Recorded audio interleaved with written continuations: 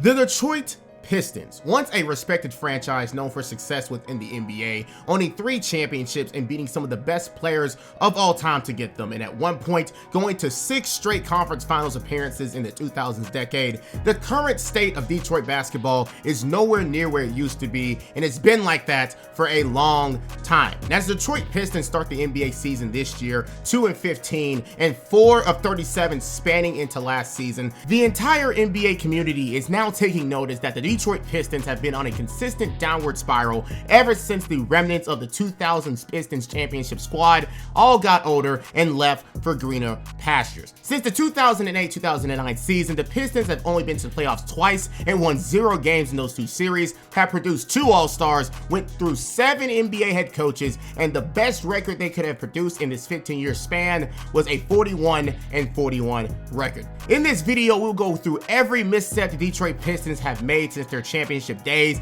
and just see how they tried to fix it while failing at every step of the way. Just like my Sacramento Kings video from a few months ago, this video took a long time to make. So if you want to see more content like this, be sure to like the video, subscribe for my next long, deep dive, and finally, tell me what team's era you want me to review next. But anyways, this will be a long one, but you already know who it is. Roll it! 3, 2, 1. Stitched up in the left.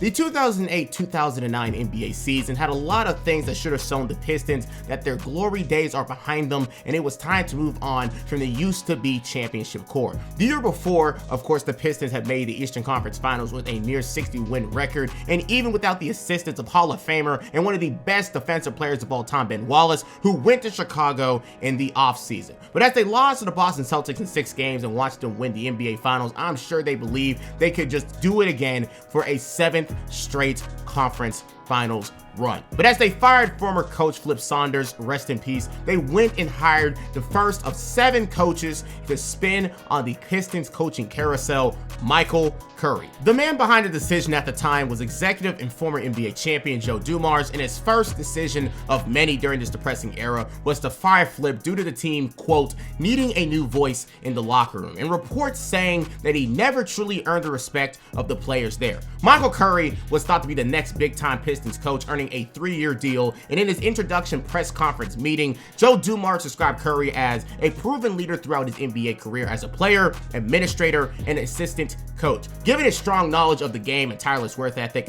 we feel that he is the right person to lead our team. Michael understands the culture of our franchise and its expectations, and as a former longtime Detroit Piston, it was thought that he could bring back that same grit that gave them that championship edge like in 2004. But quickly, things would fall apart. With barely any free agency moves of mention outside of Kwame Brown, I guess, for the few Kwame Brown fans out there, including Kwame Brown, the Pistons plan to run it back with a core of a 34-year-old Rasheed Wallace, a now 30-year-old Richard Hamilton, a 32-year-old Chauncey Billups, but immediately, only after 2 games, the Pistons would shake up that core immediately. First, we're going to get to the big trade that transpired this afternoon. Just huge going on, folks, between the Denver Nuggets and the Detroit Pistons. Allen Iverson, one of the game's best scorers in history, is headed to Detroit for Chauncey Billups, who gets to go home, the hometown kid. Antonio McDyess, both Billups and McDyess used to play for the Nuggets back in the day. And Sam, a second-year player, hasn't played at all this year, but unbelievably big news coming out of Denver and Detroit. And for more on this trade, what we want to do is get TNT's David Aldridge involved here as he joins us now from Silver Spring, Maryland. First of all, thanks for joining us, DA. Oh, you know, Drew, I wouldn't miss you on a day like today now. I got to tell you, unbelievably big, as we said, but tell me, why now? Why does this trade happen 2 games into the season? That's a good question. You know, Denver was starting to get a little antsy. I think they looked at their team and saw that it wasn't going to be what they had hoped it would be this season. Obviously, after getting rid of Camby in the offseason, they had some adjustments to make. And they needed a point guard. They needed a guy that could come in and kind of get the ball to Carmelo Anthony, get the ball to some of their other players. Allen is a very good passer at this point of his career. I still don't think he's a point guard. I'd be curious to see what Eric Snow feels like because he played with him for many years in Philly. But I know what Denver was doing that. They had to get rid of some contracts. They were right up against the luxury tax. Allen's making about $19 million this year, third most in the league. They wanted to do that. Detroit, hey, you saw Joe Dumars. You heard Joe Dumars after they lost in the conference finals last year. They was going to blow that team up. He did not like the way they played in that series.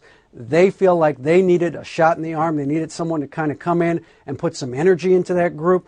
Allen, as you guys know, is all energy. He's all heart. He plays hard every night. They needed somebody like that who would do that.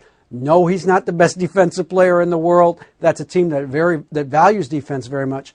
But they feel like Allen in that environment will work hard at it. Remember, Rip Hamilton, when he first came there, nobody thought he was a good defensive player at all. Nobody thought Chauncey Billups was a good defensive player when they first got to Detroit. They became better defensive players. They're hoping Allen can do the same. As said in this clip, Joe Dumars knew that the Pistons needed some type of change to be able to compete in the current landscape of the NBA. The Celtics already made their blockbuster trade that turned into a championship for them. The Cavaliers with LeBron was only going to get better, and you also had the surging Orlando Magic with Dwight Howard. While for the Pistons, it has been the same results for 7 straight seasons. Something had to give, and they found what they thought would be the perfect move in getting a 33-year-old Allen Iverson a chance as the change of identity that this team potentially needed. Plus, at the same time, he was on an expiring deal with his $19 million contract, which would be the 3rd biggest contract in the NBA that could be freed and used for someone else if the opportunity came in free agency. But overall, Dumars described Iverson's presence as a dimension that we haven't had here, and we really think it is going to help. But if only he knew what he did was create a bigger headache than what he was willing to deal with. And immediately you can see that this new coach in Allen Iverson trade was a mistake. The team was constantly hovering barely over and under 500. Allen Iverson was playing some of his worst basketball in his career, and due to that style of play, everyone not named Richard Hamilton was also struggling. And as a comparison, the Pistons went from the 17th best offense in the league the year before, and then went all the way down to the 3rd worst with Allen Iverson leading the way. But at least their defense kept them in games, which was the only reason they was even near 500 in the first place. And as you can imagine, this caused conflict in the locker room, especially for AI, as the Detroit Pistons had a feud with him due to the fact that they wanted to experiment with him coming off the bench. In short, Allen Iverson had a huge ego and wasn't willing to do so, but allegedly they lied about him never coming off the bench just to be doing it for 1 game, and then 3 more games after he sustained an injury. If you want to hear an excerpt from his interview about this situation, he put it as simply as this: "They told me straight up, Allen, we would never disrespect you or your career like that by making me come off the bench. That's what they told me to my face. And after that, I never thought about it again. I just went back to playing. Then they came to me saying that it felt like it would be in their best interest of the team if I came off the bench behind Rip Hamilton. After that, they told me if I didn't come off the bench, the team was going to lie down and not play with me. When he told me that, that's when I felt like this was the worst career move I've ever made, and this was the worst year of my career." And lastly, Coach Michael Curry was having his own bouts of controversy as he constantly was infused with other players and owning a very unstable locker room. So as Chauncey Billups brought the Denver Nuggets to new heights, helping Melo record the Nuggets' 2nd best record in franchise history, becoming an all-star and making it to the conference finals in his first season in Denver, the Pistons went 39-43, only made the AC due to how bad the Eastern Conference was then, and got swept by the Cavaliers in a swift 4-0 series sweep. Already, Joe Dumars made a very crucial choice that he saw turn sour immediately in the Chauncey Billups trade that helped another team and broke down his own. And with a season wasted, the Pistons had some big decisions to make this upcoming season. What do we do with the newfound money opened up with AI's contract ending? Who will be the 2nd coach of the Detroit Pistons? And are the Pistons still trying to compete, or are they now trying to go in a new direction with a rebuild? As the Detroit Pistons try to go into the 2009-2010 NBA season, changes were made for the sake of the future rather than trying to continue to go after a championship. So the 7-year Eastern Conference Finals era has officially come to an end. Well, Kind of, at least. Rasheed Wallace went and signed with the Boston Celtics. However, they went back and signed back Ben Wallace on a 3-year deal and another older player in Chucky Atkins. This here will be something the Pistons will do for years and years on end, and that's refusing to go full rebuild. But at least they can say that they have their own pick in the lottery, the first time they've had it since getting Rodney Stuckey in the 2007 class. And with that 15th pick in a pretty loaded 2009 class, the Pistons had plenty of serviceable players that they could pick from. They could add a new point guard in Drew Holiday and NCAA champion Ty Lawson. And of course, if they wanted to reach, Jeff Teague and Darren Collison were also right there. This point guard class was one of the better that we've ever seen. In general, with the 15th pick, it's pretty hard to whiff on a pick here, but let's just see who they got with this selection in the first place. With the 15th pick in the 2009 NBA draft, the Detroit Pistons select Austin Daye from Gonzaga University. Shaking the commissioner's hand. What does he bring you, Jay Billis? He is very, very skilled. I mean, Austin Daye can step out and shoot it. He's got really good range on his shot. He can put the ball on the deck and rise up and hit from the perimeter. And you mentioned it, Stu. I mean, he's got great length at 6'10", 6'11" in shoes. He's got a 7'3" wingspan. And I think the thing is he's only 190 pounds, so he's got to get a lot stronger. He's going to take a while to figure this out. He's got to mature as a player. But if he does figure it out, you can see his perimeter shot blocking ability with that length. He's not a very good athlete, but that length really sets him apart with his skill level. But once he does figure it out. For their first draft selection in this video, we have Austin Daye. In the current day of the NBA, if you had someone in Austin's build come to the NBA, there would be no one batting a single eyelash. A near 7-foot wing that can stretch the floor, and while being on the skinnier side, can provide great help side defense as a shot blocking machine. But in 2009, that archetype was still a rarity and not very commonplace, especially if you had to be raised from the ground up. The NBA culture now compared to then are completely night and day. So for him to come in this situation in 2009 compared to, let's just say, 2020 means completely different things. But the Pistons saw his build and wanted to take the chance on seeing what he could become. But moving on from that draft selection into this year's summer free agency class, Joe Dumars was also under heat for how he went about giving out contracts. And his first of many bad contracts were given to Ben Gordon and Charlie Villanueva.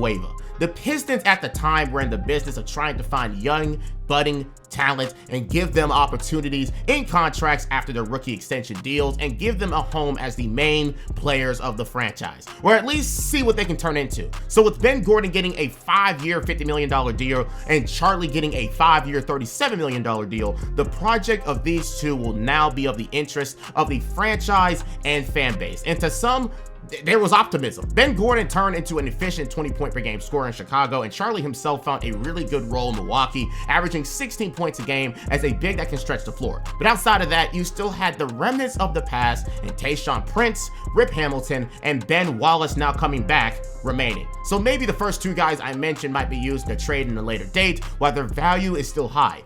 Or not. I am making this video with barely any knowledge of the Pistons, so I will be intrigued to see what happened next. Anyways, now with their coaching replacement, Joe Dumars replaces Michael Curry for Joe Kuster, a perennial assistant coach around the NBA and now given the keys to the Detroit Pistons. And guess what? As you can all imagine, he wasn't even the first choice. It was actually Avery Johnson, former coach of the year and coach of the Dallas Mavericks, who made it to the finals only a few years ago. So instead of him, they got a very much unproven talent around the NBA. So that could either go very good or very bad. And as we all know, we already know what the answer will be. Anyways, with that summer of risk and, well, even more risk, the 2009-10 season is here, and the Pistons have a lot of question marks that made them very unpredictable. A new coach, new players, and still holding on to the champions of the past. And that turned into a very depressing season. A 27-55 season specifically.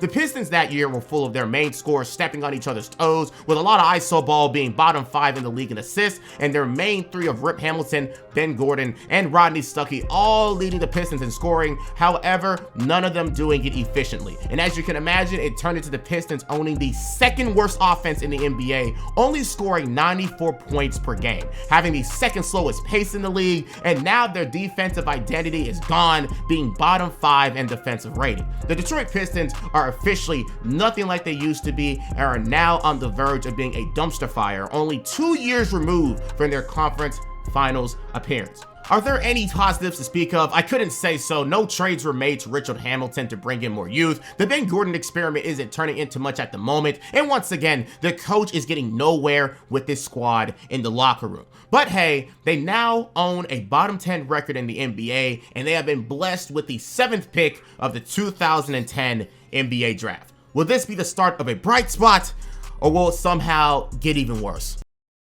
Walking into the 2010 draft class, this could have been the time to actually tank, or at least lose more games to pick on what thought was to be 2 primetime candidates for the #1 overall pick, and both at the same school in DeMarcus Cousins and John Wall. And again, both at positions that they had huge holes in them and could have easily become cornerstones of the franchise as they were in real life. But with the 7th pick, they saw both get swept up and are now at a crossroads. Now, while the 2010 class in retrospect wasn't the best in hindsight, the class still had some heavy hitters college-wise with some upside if given the right tools. But due to their myriad of wings, Paul George and Gordon Hayward were automatically not getting chosen, especially after Austin Daye got picked up last year. So instead, they decided to go with a positional need. With the 7th pick in the 2010 NBA draft, the Detroit Pistons select Greg Monroe from Georgetown University.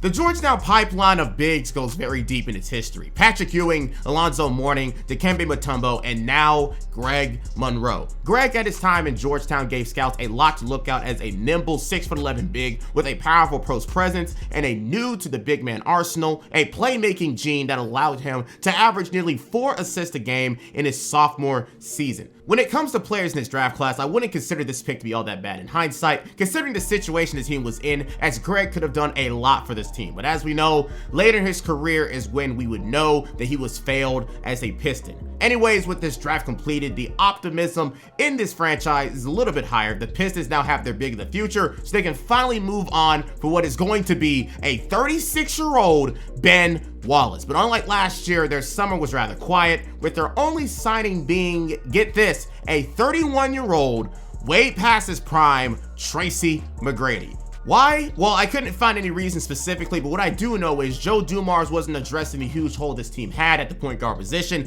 and had a real love of signing shooting guards and wings, and T-Mac added onto that, because I know he isn't in Michigan to be a mentor. No, he wants to play just as Allen Iverson did a year ago, but at least it's only a 1-year deal. But they roll into the season with a starting lineup of Rip Hamilton, Tayshaun Prince, Ben Wallace, Austin Daye, and Rodney Stuckey. So that already tells me that the goal is to make the playoffs again. And to add some extra salt to that wound, Greg Monroe didn't even play in the first game of the season. In fact, he didn't even make his debut until the 3rd game of the season. You think, considering where the Pistons are at this time, they'd be playing their 7th overall pick to see what he's made of and not starting, again, a 36-year-old Ben Wallace. But this is only the beginning. Anyways, as you can imagine, this team was a mess, starting off the season 0-5, and once again owning one of the worst offenses in basketball. But unlike last year, this team was looking like more of a team this time around, but clearly didn't have a leader on the court. And with another season passing with no trades to Rip Hamilton and others aging veterans on this team, the Pistons doubled down on their efforts to try to make something out of nothing, ending the season 30-52. But there are positives at least, or I guess just one positive, and that positive is that the Pistons finally let Greg Monroe become a full-time starter, and he actually showed out to be a real bright spot of this team for the future, averaging a 12.10 rebound double-double on nearly 60% shooting from the field. So you know, with time and a better team, he could be a real threat. Also in his rookie season, he ended the season 7th in grabbed offensive rebounds, 6th overall in field goal percentage, and made all rookie second team. But the fate of this team is still to be determined, as they won't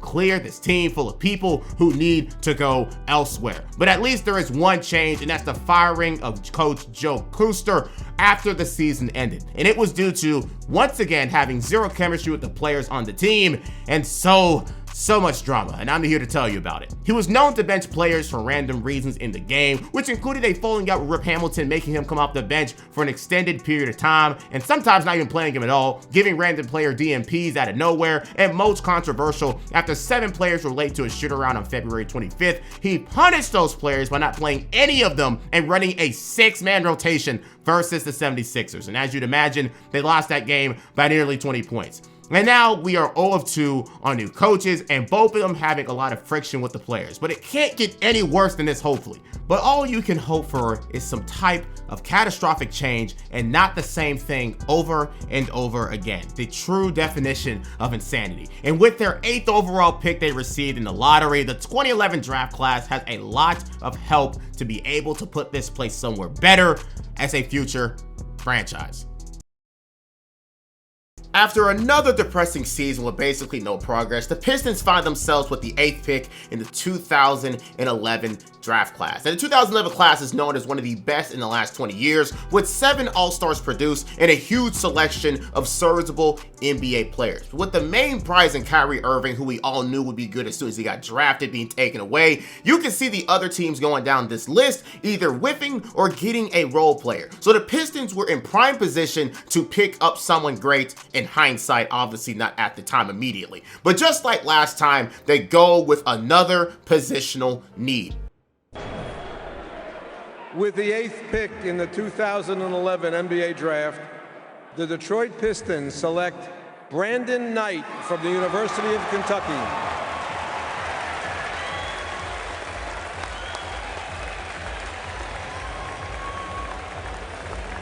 A point guard is what the Pistons needed, and their choices due to Kyrie Irving obviously going number 1 was between Brandon Knight and Kemba Walker, who went for the pick right after. Brandon Knight, of course, going to the Blue Blood NBA factory in Kentucky and the 4th best player of the 2010 recruiting class. His NBA status was all but guaranteed. And averaging 17 points to lead his team in scoring, throwing 4 dimes a game, and making it to the Final Four just only boosted his chances that much more. Of course, Kemba won the entire thing and beat Kentucky on that route, but I can't imagine what separated the two being fairly similar players. Again, can't hate on this pick again in hindsight. The Pistons needed a point guard, and it was either the young Brandon Knight, the championship-winning Kemba Walker, or the Colt legend himself, Jimmer Fredette. And luckily for all Pistons fans out there, he wasn't drafted. So now, Brandon and Greg Monroe are the players given the keys to the franchise in the future. And that isn't a bad duo in the slightest if they improve every year. But again, trouble in paradise comes as the Pistons, once again, don't move on from their core from the beginning of this video. Rip and Tayshaun survive another offseason, and the team stays the same going into the 2012 NBA season. Except for one of the most important jobs on the team, the coach. The third coach of this video came down to 5 candidates: Patrick Ewing, Bill Laimbeer, Mike Woodson, and Kelvin Sampson. All of them except Woodson being perennial assistant coaches, but Frank Lawrence won the job with his experience in helping the Nets make it to 4 straight playoff appearances. So unlike in New Jersey, he has to create a foundation instead of already having one. But first, the NBA lockout happens, and after the fact, the Pistons are now trying to make strides at changing the foundation of their own team. And that first step is waiving Richard Hamilton 2 weeks before the season started back to allow him to play elsewhere, which turns him into going to the Chicago Bulls. But the same question is asked, why did they not trade him during these last few seasons? Who knows? But now his $12 million contract are now for the Pistons to pay, and they get nothing in return for it. But the 2012 shortened lockout season came with similar problems, but to a lesser extent. While you still had players who probably should have been on the trade block and dealt playing major minutes, the bright spots showed themselves once again. Brandon Knight was given the keys as the starting point guard early in the season, and while it was a bumpy road, he gone and averaged 12 points and 3 assists a game while making all rookie first team. And for Greg Monroe, he became the leading scorer of the team, averaging 15 and 10 boards a game. But the franchise is now seeing the error of their ways when it came to the contracts given to Ben Gordon, being the most paid player on the team, yet regulated to a 6-man midway through the season, and Charlie Villanueva, who had a season-ending ankle injury during practice that was also non-contact, so a ghost injury. But at least that allowed the young players to show what they can do. However, the development that they would see from Austin Daye, who was drafted a couple of seasons before, has been absolutely on the decline, as he is now receiving DMPs and getting less minutes as the season continues, showing the first major draft L in this timeline. All in all, as a bottom 5 offense and defensive team, the Pistons once again finished with a bottom tier record of 25-41. And what will be a huge trend in this video and timeline, the Pistons fan base going against the franchise, as they are 28th in the association in attendance that year. So the pressure is on for the Pistons to make something happen. The team has a little bit of a vision in the terms of the young players they have for the future with Greg Monroe and Brandon Knight. But if they can separate themselves from the veterans and find some type of culture, the Pistons could be a threat in the future. And with the 9th overall pick in the 2012 NBA draft, this is the Pistons' time to add another centerpiece to a continuous rebuild. The summer of 2012 came with some progress towards the rebuild and allowing the soon-to-be young core to develop towards something for the future. And they went to work immediately, making a move only 5 days removed from the NBA Finals being completed. Oh wait, as I looked through this, I was wrong. This trade was absolutely horrible. The Pistons traded away Ben Gordon alongside an unprotected, just remember what I'm saying here, an unprotected first-round pick for a 33-year-old Corey Maggette. At first glance, they did this trade to get away from Ben Gordon's remaining $26 million deal, but when you notice that Maggette was considered the best player in the deal, and the Pistons gave up an unprotected pick in the 2014 class in a few years, people online consider this trade to be one of the worst moves done in the Joe Dumars tenure as a general manager. And to put an extra point to this, Corey was also dealing with an injury that kept him out for playing over half of the season last year and is on the decline as a player. Too many things wrong with this trade, and the only positive is that the other players would get more minutes. But we have to wait and see if that 2014 pick will be missed or not. But fast forward a month, we go into the 2012 draft class, where once again the Pistons missed out on very heavy hitters including Bradley Beal, Damian Lillard, and the top prize, Anthony Davis. And the Pistons are reportedly looking for another big man, despite already having Greg Monroe. But let's at least see what they cook up here. With the 9th pick in the 2012 NBA draft, the Detroit Pistons select Andre Drummond from the University of Connecticut.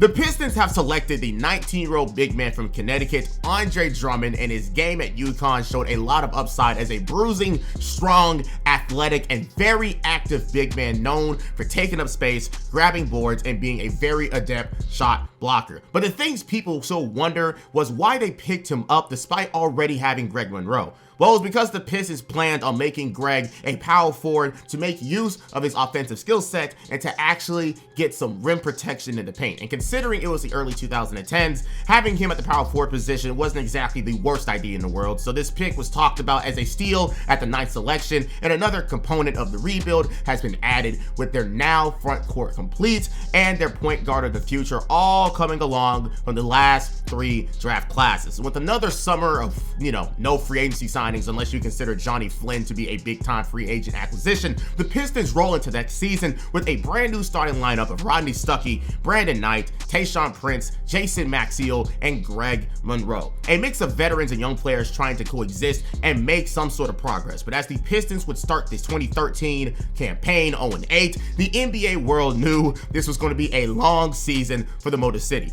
And as they continue their season, they would see more positive change happen from their team that shows the front office is finally walking towards change, even if it is negative. On January 29th, the Pistons had a record of 17-28 and just lost to the Milwaukee Bucks. They knew at this point that winning wasn't going to be possible and finally pulled the trigger on letting some more remnants of the past go elsewhere. And it came in the form of a 3-team trade where Austin Daye and Tayshaun Prince would be traded to the Memphis Grizzlies, where they would receive back Jose Calderon, one of the best free throw shooters of all time. And while they didn't get back any type of pick capital, even a young player to develop, this would open up space for more playing time for someone in particular we will talk about soon. But while this signifies the walking away of the past even more, this also shows how the Austin Daye experiment failed from the 2010 draft class selection. While you had other projects in Paul George work out and become an all-star later this season, and Gordon Hayward continuing his play from college in Butler in Utah as a quality starter. But as the season rolls on, the Pistons found another potential gem in their ranks, and that was their 2nd round pick in the 2012 class,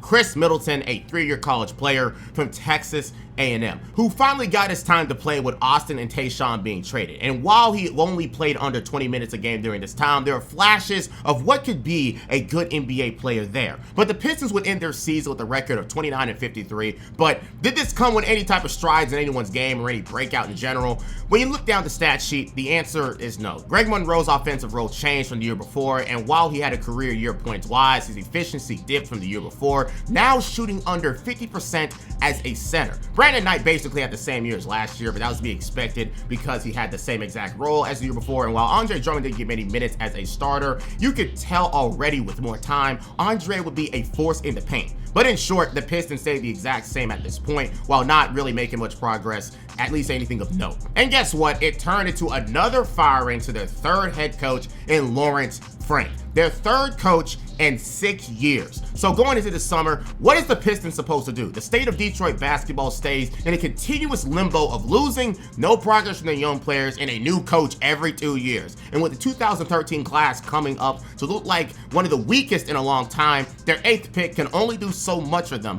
unless they find a diamond in the rough.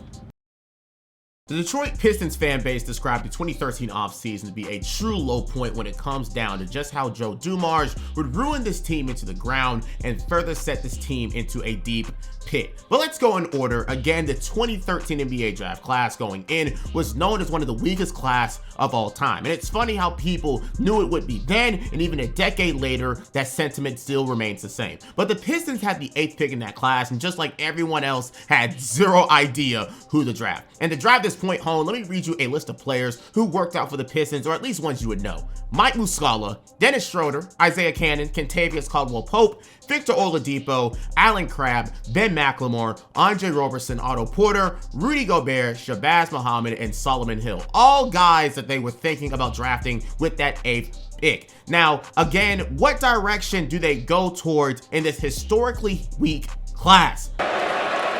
With the 8th pick in the 2013 NBA draft, the Detroit Pistons select Kentavious Caldwell-Pope from the University of Georgia. KCP, delighted to get that invitation to the green room, and Trey Burke continues to wait. I don't think anybody got their mock draft right through this first 8 picks, Jalen. Well, just like the NCAA brackets, and rightfully so, when you have so many movable parts, this is going to happen. Here's a guy with deep range. He's a knockdown shooter and a shooting guard, something that the Pistons need. They haven't really been able to replace that since Richard Hamilton left. A player that can shoot from multiple spots on the floor, can even come off screens, play off the basketball. This pick makes sense, and plus they like his size. Once again, the Pistons go after another positional need, and a pretty safe pick at that. Kentavious Caldwell-Pope at Georgia was a knockdown shooter, one of the best defenders in the SEC, and was honored with the Player of the Year honors in his sophomore year. Now, for his upside as an NBA player, I'll let you be the decider of that, because scoring in the NBA is much different than scoring in college, and if he was drafted to be a 3-and-D player, then he'd have a long career at doing so in the NBA. We'll go into that later. But this draft pick also means the Pistons start to round out their starting lineup full of top 10 draft selections, and not a bad one at that. But leave it to Joe Dumars to throw another wrench into the future rebuilding plans. With the Ben Gordon, Richard Hamilton, and Corey Maggette money off the books for their salaries, the Detroit Pistons have a lot of money to play around with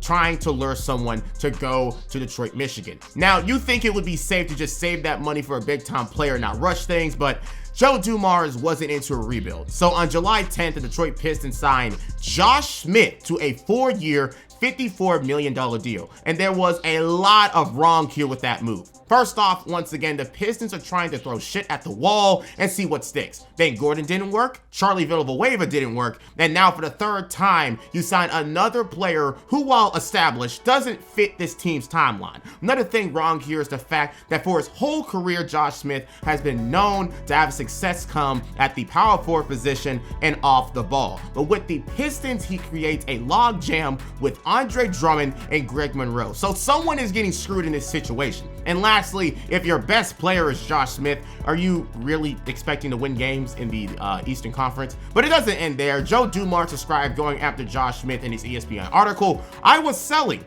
selling hard. So as you can imagine here, he was just going after anyone that would accept the money, and Josh Smith took the bait. He also described Josh as, Josh was the #1 guy we went after free agency, said Dumars. The primary reason for Josh being the #1 guy was because of his versatility. He's a 6'9" athletic forward who can play both positions and at both ends of the floor. And the final nail in the coffin from Dumars, I feel like we can definitely be a playoff team and a contender. So many red flags in one interview that I am sure had Pistons fans on suicide watch, with their GM thinking they're a playoff team immediately just with Josh Smith being added alone. But it gets much worse, as you all know, because at the end of the season, the NBA world will soon see that Joe Dumars was very serious about making Detroit basketball a playoff team by any means necessary. So on July 31st, the Pistons would trade away Brandon Knight and Chris Middleton to the Milwaukee Bucks for Brandon Jennings. So after only 2 seasons, the Pistons gave up on Brandon Knight and decided to trade him for Brandon Jennings, seeing him as an upgrade of some sort.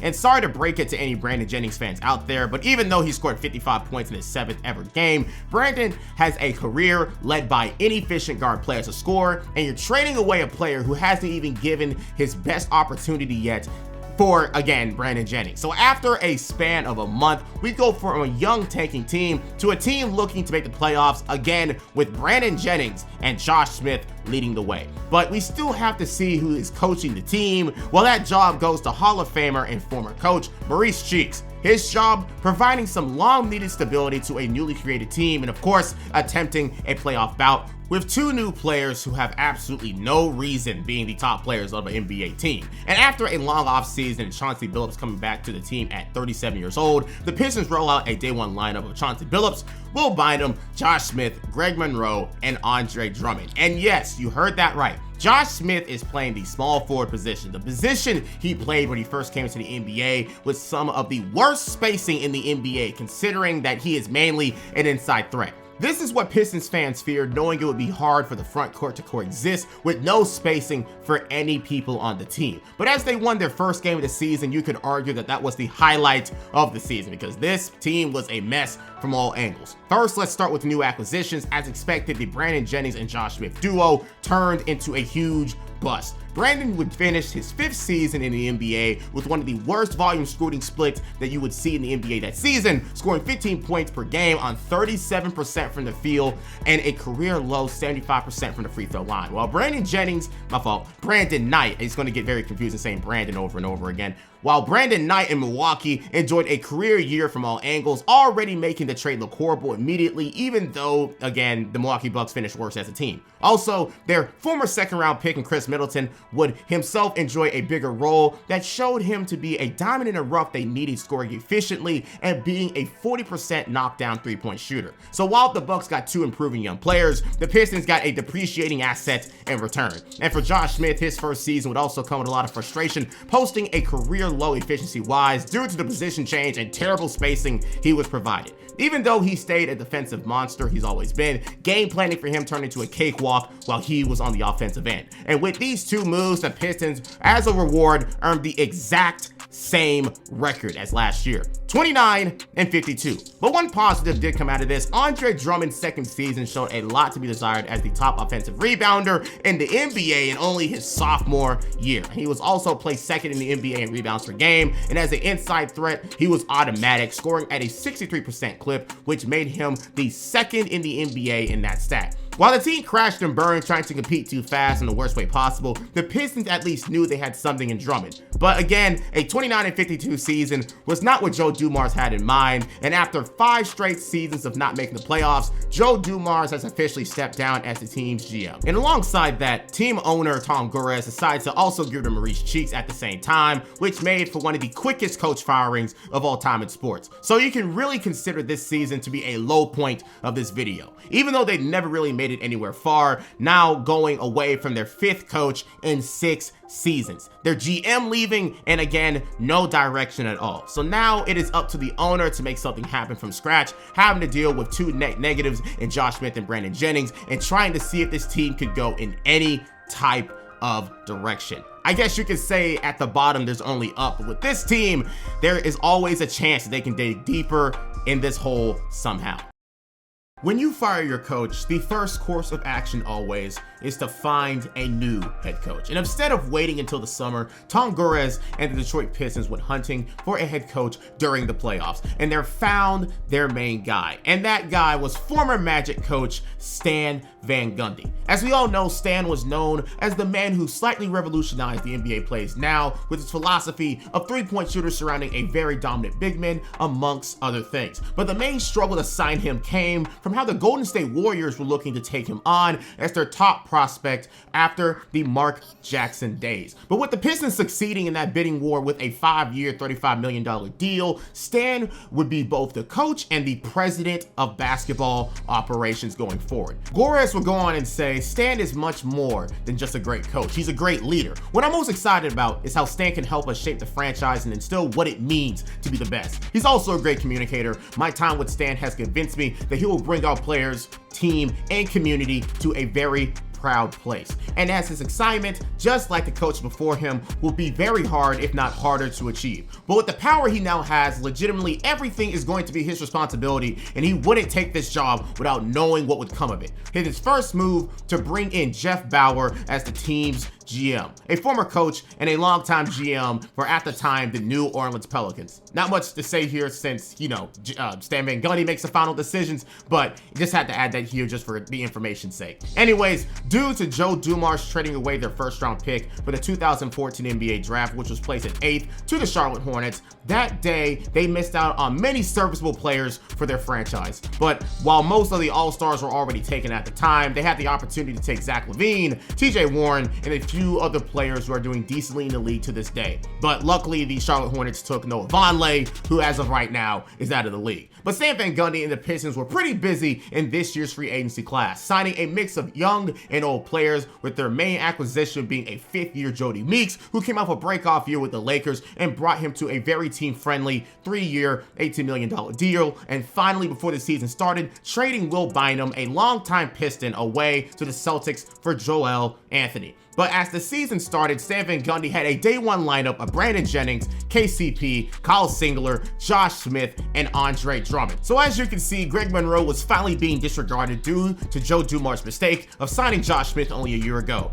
Except I'm making that the fuck up, because Greg was actually suspended for the first 2 games due to being guilty of driving under the influence. The real lineup had Greg at the 4, Josh at the 3, unfortunately, and Singler off the bench. But the Pistons went back to their struggling ways, starting their season 5-23, something very similar to what we're seeing the Pistons doing this year. So changes had to be made somewhere. And starting off, they had to take care of a very, very bad mistake in the past. On December 22nd, 2014, the Pistons were agreed to do a buyout deal for the rest of his contract and waive Josh Smith. And honestly, it was the best for both parties. Josh's reputation has only plummeted due to his short stay in the Motor City, and he is only wasting more time being there, playing so poorly. So this gave him the opportunity to play elsewhere, where he chose to go to the Houston Rockets, who went to the conference finals that year due to his heroics in Game 6 against the Los Angeles Clippers that still eat me alive to this day. However, while it didn't do much for his career aspects after the fact, the Pistons can now move on from that and go about developing their younger prospects. And as they continue to lose some more, and then lose a little bit more, they be hit with some terrible news on January 24th, 2015. Brandon Jennings would suffer a torn Achilles against the Milwaukee Bucks, his former team, and with a hole in their point guard position, Stan Van Gundy found another opportunity to add some young and unproven talent with the trade deadline approaching and Brandon's future replacement. And it happened on February 19, 2015. In a 3-year deal, the Pistons would send over Kyle Singler and DJ Augustine to the OKC Thunder for a 3rd-year Reggie Jackson. Now, how did they get him? Well, Reggie was trying to bet on himself and was very disgruntled in his role in the OKC Thunder. And if you've seen that secret base video, there was a slight beef between him and Russell Westbrook. So the Thunder gave him his wish, and now he is a Detroit Piston and replacing the now injured Brandon Jennings. Also, Tayshaun Prince is back with the Pistons after another 3-team deal was done that same day. The Pistons had something to be optimistic about in Reggie Jackson as a potential point guard of the future, and the price they gave up on him was not bad at all.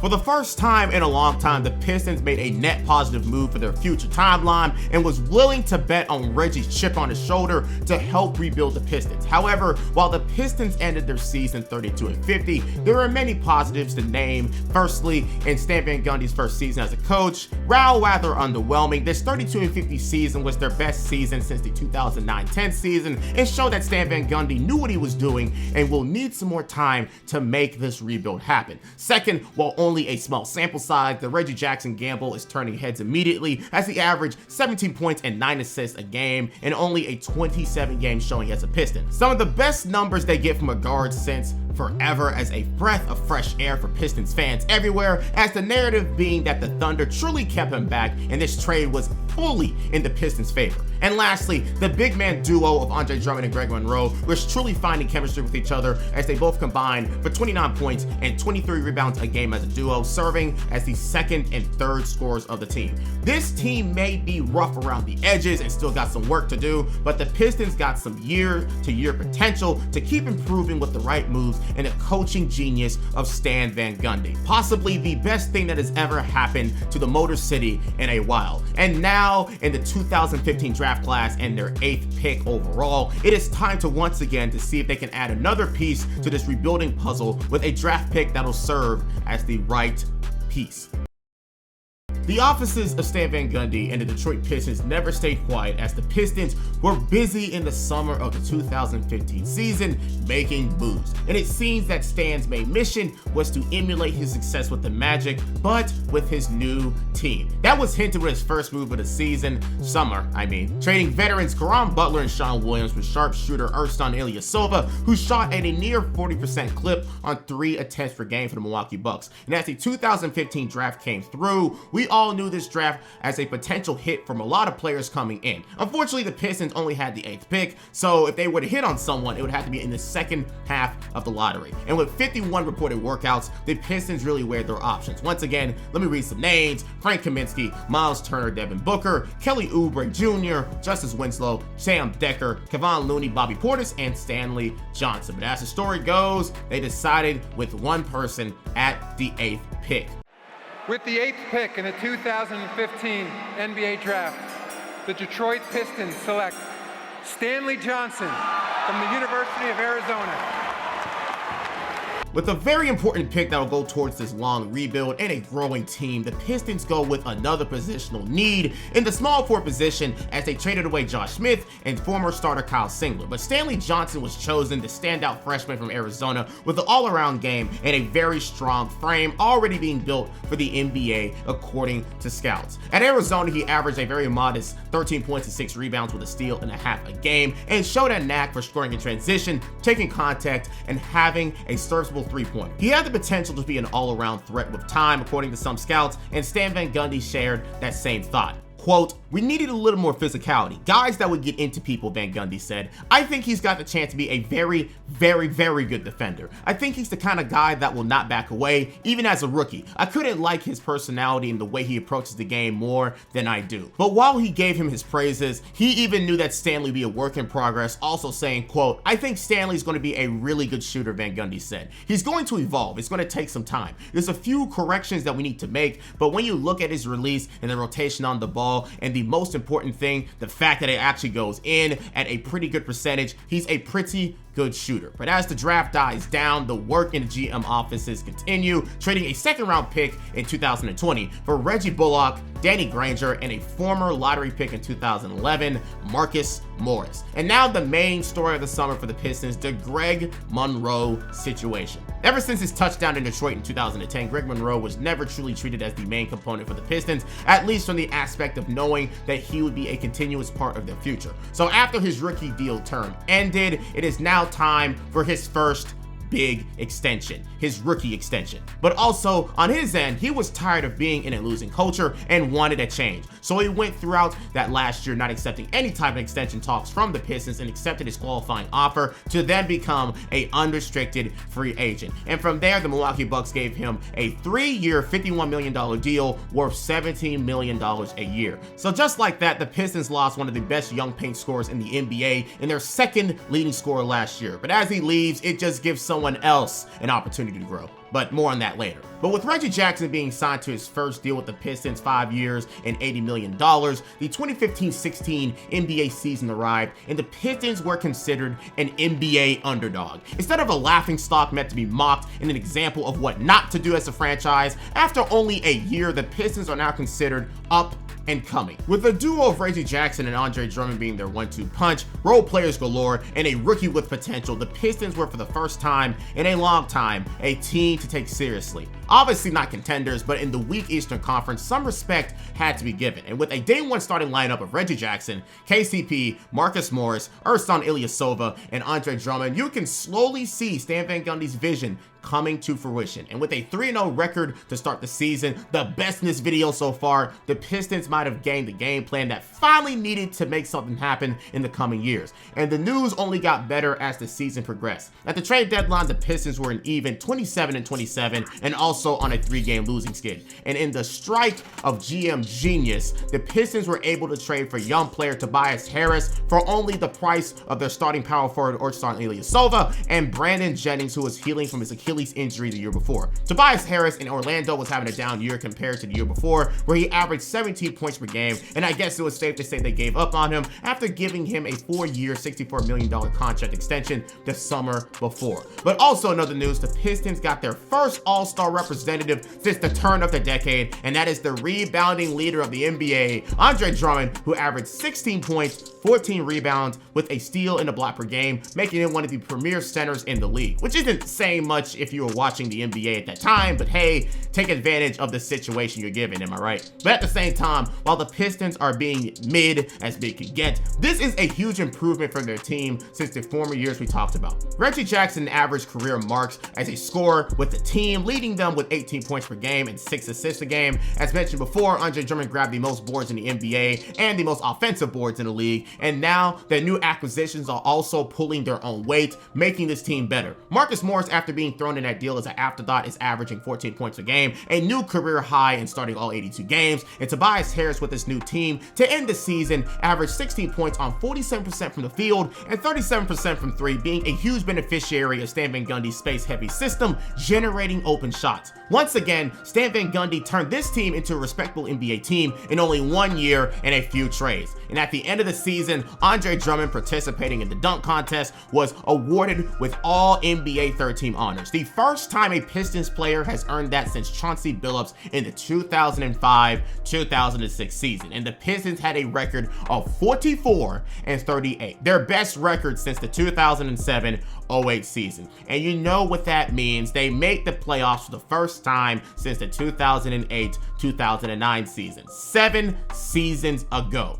But unfortunately, their prize for doing so well was an 8th seed placement and a date with LeBron James and the Cleveland Cavaliers, the same team looking for their revenge for losing in the finals the year before. Now, I'm not in the wrong for saying the Pistons were an extreme underdog in this playoff series, but the Pistons remained vigilant and confident that they could cause some noise. And their X factor, rookie Stanley Johnson, who was the sacrificial lamb assigned to guard LeBron James. And to the Pistons' credit, they competed with the Cavaliers better than that sweep leads on. In the series in general, they shot an amazing 47% from the field and 37% from 3 as a team, while having 5 players score over double digits. But while they worried about LeBron James kicking their ass, they allowed Kyrie Irving to have a field day, allowing him to average a team-high 27 points per game on a true shooting percentage of 58. Overall, while competitive, the Cavs have the best players in the series and did exactly what they needed to do to win in 4 games, and Kyrie Irving sealing the series with a 3-pointer. At the end, I think they're concerned about LeBron James caused the downfall of the series and allowed Kyrie Irving to truly be the problem they had to be concerned about. And as the curtains close on that series, the Pistons now have a future vision of their squad and are seeking improvements on certain players on the team.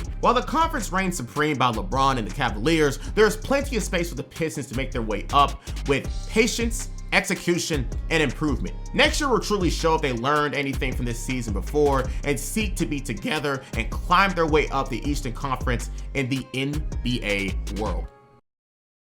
After the Pistons made the playoffs for the first time in a half-decade, they stayed rather quiet all offseason and didn't cause any type of headlines like they usually do, whether it's a signing, and as fortunate as this is to say, a new coach. In the draft, due to their 8th seeding, they got the 18th pick in the draft and used it on Marquette big man Henry Ellenson, a nothing burger of a draft selection in hindsight, but at the time, this pick was praised by some due to the fact that it adds on the model big man that Stan Van Gundy wanted when it comes to his ability to space the floor, block shots, and most impressively, being a pretty good shot creator as a 6'11" big man. And as we all know, things like that for a big man nowadays is a very much sought after thing. But after this very quiet draft came to a very quiet free agency season where they stacked up on some more veteran help all around. Ish Smith, the journeyman, 3 years, $18 million, Boban Marjanovic, 3 years, $21 million, and John Lure, 4 years, $42 million. But most talked about in their offseason was their re-signing of Andre Drummond for 5 years,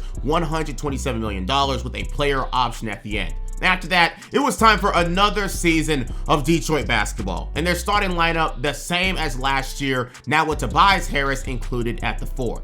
But this season, the Pistons in the NBA world was expecting this team to be further improved upon, whether it was another trade to bolster their roster immediately or someone on the roster to take off and become a threat to help them achieve more wins, whether it was Reggie Jackson, Tobias Harris, or Andre Drummond. But as the season went on, the Pistons were seemingly weaker than they were last year, and you can see it all around. But at least one of the things I mentioned earlier did come to fruition. Tobias Harris is now on his new team for a full season and off season to get to gel with the team that allowed him to do more to take off. By season's end, he became the team's new leading scorer, averaging 16 points per game on 48% from the field and 34% from 3. While this wasn't his best season volume-wise, it was sure his efficiency peak at the time. But this didn't come easy, as Stan Van Gundy was switching him in and out of the starting lineup at times for newly signed John Lure instead.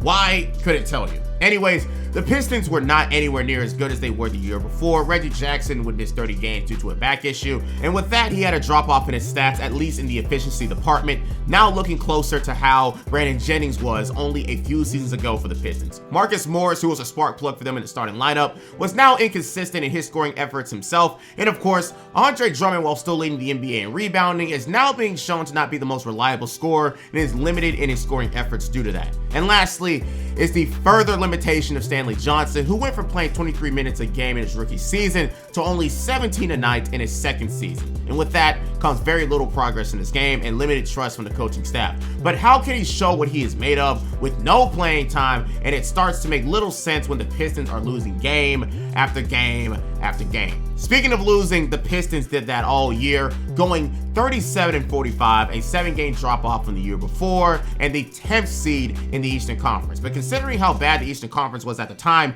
the Pistons were only 4 games away from the 8th seed, where a 500 team made the playoffs, and the 9th seed, you guessed it, was also 500. I did not miss this time in the Eastern Conference at all. Anyways, the Pistons have some questions they need to be answered big time coming into next season. How does this team find a way to improve upon a very lackluster season? And overall, is there even any way to improve when it comes to your players or making a trade? Your young players seem to have limited ceilings and potential, and the ability to make moves always loom as a possibility. Will they ever press that panic button and go for another desperation move? Well, Stan Van Gundy has the final say, and it is up to him to make a move worth celebrating over or continue to pray every single year that someone takes a leap in their progression to lead this team. Once again, going into the 2017 offseason, the Pistons were on the lookout to improve their team as much as possible. But this also meant that this was their time to take advantage of a very luxurious 2017 NBA draft class. Due to their constant attempts at trying to make the most out of their team and never aiming at getting a great draft pick to get a franchise player, they always end up in the later part of the lottery. But that shouldn't matter because the 2017 class had hit after hit after hit, at least in the future. But the Pistons were at the 12th spot, and they had many of people to go after. And from their workout list, you know that they had their eyes on gems and guys who would most likely make a slip to their spot. Bam Adebayo, John Collins, Luke Kennard, Tony Bradley, Donovan Mitchell, Justin Patton, Justin Jackson, and Harry Giles are the main headliners. So many positions were considered to help in any way they could in this Pistons rebuild. But as we know, their pick was pretty infamous as the time of this selection would go on. With the 12th pick in the 2017 NBA Draft, the Detroit Pistons select Luke Kennard from Duke University. Luke Kennard, coming out of college at the historically star-studded Duke University, became a main benefactor of an extra year of college on that Duke team and having a lot of eyes set on them due to the number 3 overall pick of the class, Jason Tatum, leading the team in scoring with 19 points per game and shooting a world-class 43% from 3 on 5 attempts a game. You knew exactly what you'd get for him. The only problem is, that's the issue. The Pistons drafted basically a knockdown shooter, and only a knockdown shooter, which on one hand you can argue is fine. There is a problem on the Pistons as a team, and it ended up being addressed in the fact that they don't have a lot of people that can shoot. But this team needed a future leader or a star in the making with potential, not someone you can argue has a very much limited ceiling. This sentiment only gets magnified when you look at the picks taken right after, with 13 being Donovan Mitchell and 14 being Bam Adebayo. Both, you could argue, who aren't as impressive college-wise, but both had ceilings way higher than Kennard, especially Donovan, who was already a team leader as soon as he touched down to Utah, and Bam, who is now a multiple-time All-Star and eventually will be a DPOY winner. So again, a safe pick, something they've been doing all throughout this timeline and video,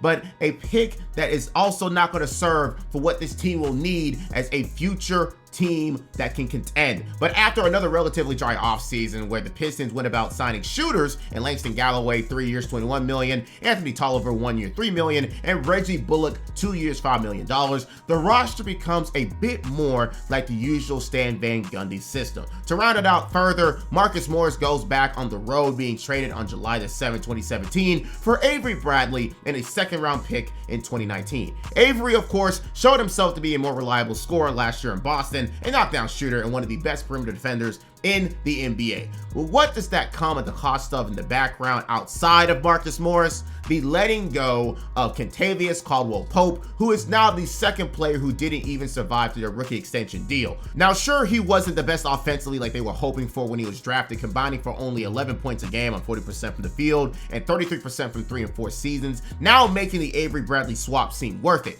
But the reason how it came down to that, it just shows again, the NBA is a business at the end of the day. Now, this came from Stan Van Gundy himself saying, quote, "It was never a point where it was a matter of KCP was worth it. It was not us saying, oh, he wasn't worth that. It was a matter of balancing. Okay, we can get Avery Bradley and manage our luxury tax situation a lot better, which allows us to do other things to keep flexibility." So that trade-off when the deal came up is when he decided to make it. It was not a strategy at the beginning of the summer that we don't want to pay KCP.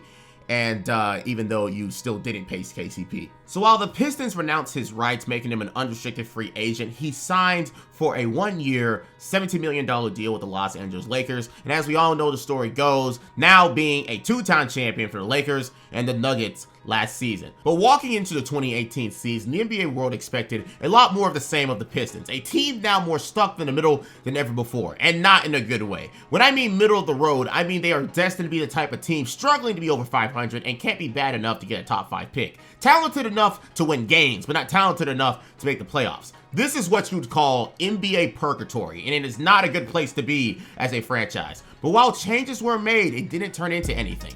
Stanley Johnson was officially a starter, but he did not show anything to be impressed about, soon sending him back to the bench. Tobias Harris took things up to another level, averaging a career-high 18 points per game, and the Avery Bradley move looked to be a net positive. And with the Pistons rolling into the new year with a record of 20-15, also a net positive, the Pistons saw the opportunity of a lifetime to finally get a franchise player, and that opportunity was sealed on January 29th, 2018. If the people wanted big NBA trades, that's exactly what they got, and your Detroit Pistons were right in the middle of it. Here are the details of the trade. The Clippers sent Blake Griffin, Bryce Johnson, and Willie Reed to the Pistons. The Clippers get back Avery Bradley, Tobias Harris, Boban, 2018 first round, 2019 second round. Jalen Rose, you are a lifetime Pistons fan. You are a Detroit native.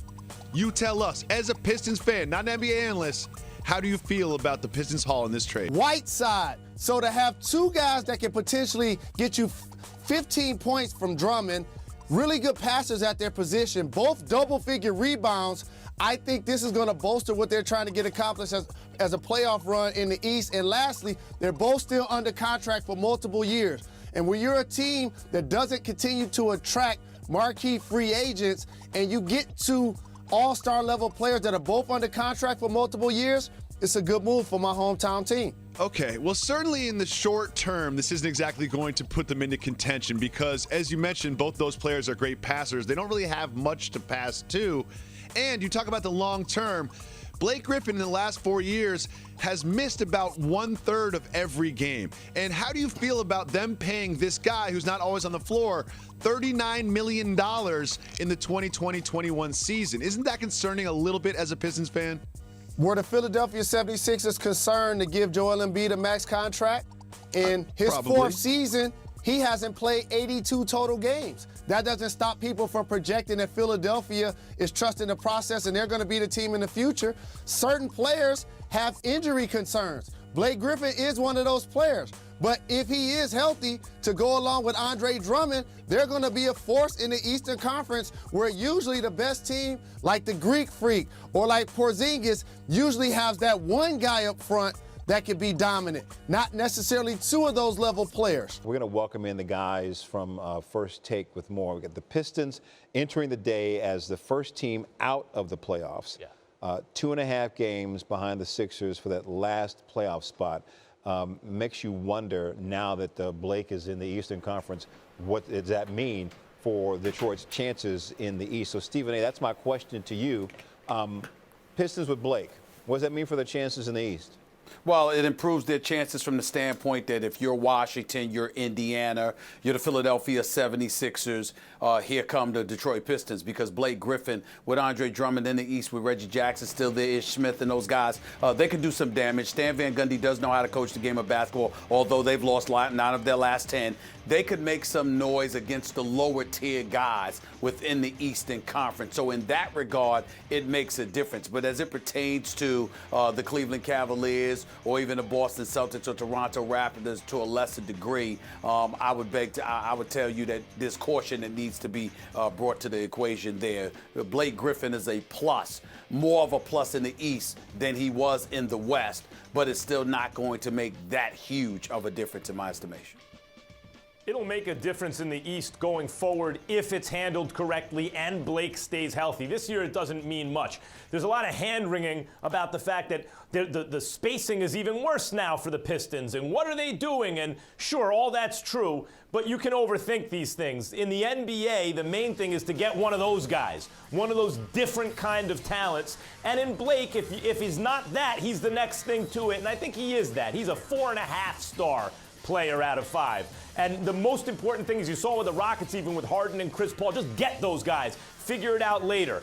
But the later is not yet, not now. It's not going to mean much this year. If Blake stays healthy, he has a real coach, they'll figure out what to do, put some complementary pieces around it. Should make the Pistons stronger in the long run. You heard that right. The Detroit Pistons are finally receiving their player of the future, or at least near future, with all NBA star Blake Griffin of the Los Angeles Clippers. As a Clippers fan, I remember when this trade went down, being saddened by the news, but years later, it was pretty safe to assume why both teams decided to pull the trigger. One side wanted to get away from the money he was paid and the potential injuries that'll come for it, which will probably not make it worth it, while the Pistons were looking for an upgrade for a relatively cheap price too. They gave up young guys in Tobias Harris, who made his value higher from his play in that season, and Avery Bradley, who was reliable in his role, with a few picks for an all-NBA caliber player. Now, compare that to the trades we see nowadays, and this is pretty night and day if you really think about it. But now, as the Pistons, you have what can only be described as a ticking time bomb. And I don't mean that in the anger department, I mean that from the health department.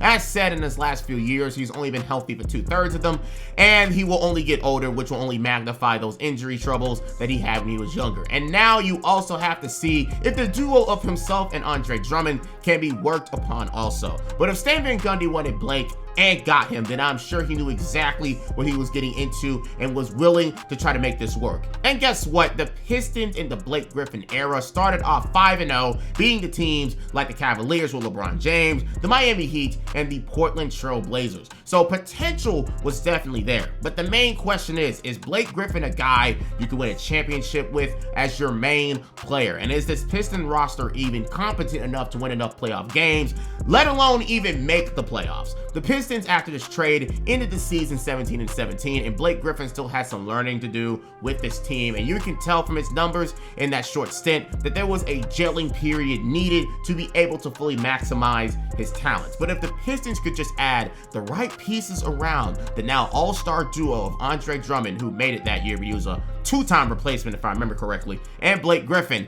like Jalen Rose said, this front court could be one of the best in the NBA and a force to be reckoned with in the Eastern Conference.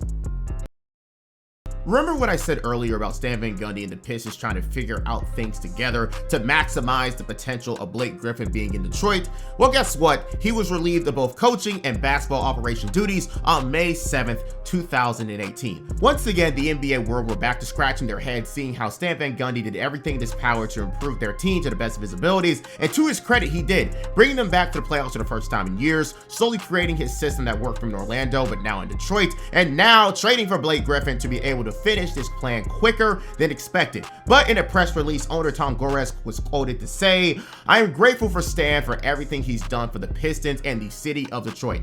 But he rebuilt the culture of our basketball team, reinstilled a winning attitude and work ethic, and took us to the playoffs 2 years ago. He went all in from day one to positively impact this franchise and this community. But over the past 2 seasons, our team has not progressed, and we decided that a change is necessary to regain our momentum." You can argue he contradicted himself by praising him for all that he did that no one else has ever did in nearly a decade and then firing him, but this entire franchise is known to turn a good thing into a bad thing. But you can also argue that it may have not been time for him to do anything with Blake Griffin, so again, a change is needed for the future. But his replacement came down to 3 people: Michigan Wolverines coach John Beilein, Spurs assistant Ime Udoka, or coach of the year from last season that got fired, Dwayne Casey. And as you can imagine, in the same way they went after a big name getting Stan Van Gundy, they signed the biggest name at the time in Dwayne Casey and gave him a bag, at least in the coaching perspective, a 5-year, $35 million deal. If you can't tell, there's a certain trend that's been happening all throughout this video. The Pistons are known to overpay for players and even staff due to the fact that no one wants to be in Detroit willingly, especially when they are at their worst. But with this deal signed and commitment made, now Pistons coach Dwayne Casey said something that opened a lot of eyes to how he'll direct this team. And it starts with Blake Griffin, where he was quoted to say,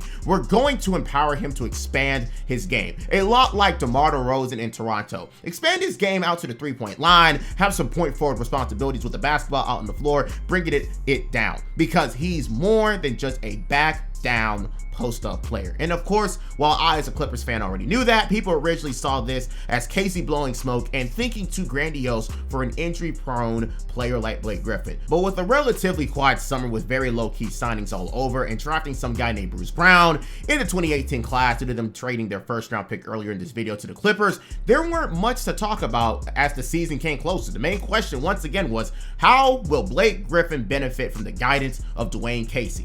Well, the Pistons put the league on notice immediately as they started off the season going 4-0. And the secret to their success was due to the play of, you guessed it, Blake Griffin. You can see this brand new version of Blake Griffin that the league has never seen before. Blake as the main ball handler, main distributor, using dribble moves to get his own shots on the perimeter, and most importantly, Blake Griffin shooting the most threes he has ever shot in his career. And people knew that Blake Griffin was truly being unleashed in Detroit was a reality when he'd go for 50 points against the 76ers in their 3rd game of the season while going 5 of 10 from the three-point line. Like Dwayne Casey said in an interview, Blake is more than a post-up player, and his goal was to unleash his full capabilities that year. And that's exactly what would happen. But if you think he was the only one who'd benefit from the system change, then you'd be wrong, because the 2 big man duo with him and Andre Drummond would be damn near unstoppable that season. Blake Griffin being a mismatch nightmare for most players guarding him because he could easily overpower you or now shoot over you, and then you had to deal with Andre Drummond's screens and rolls. These 2 became a big man's worst nightmare night to night, and you could tell that every team's main game plan was to stop this duo.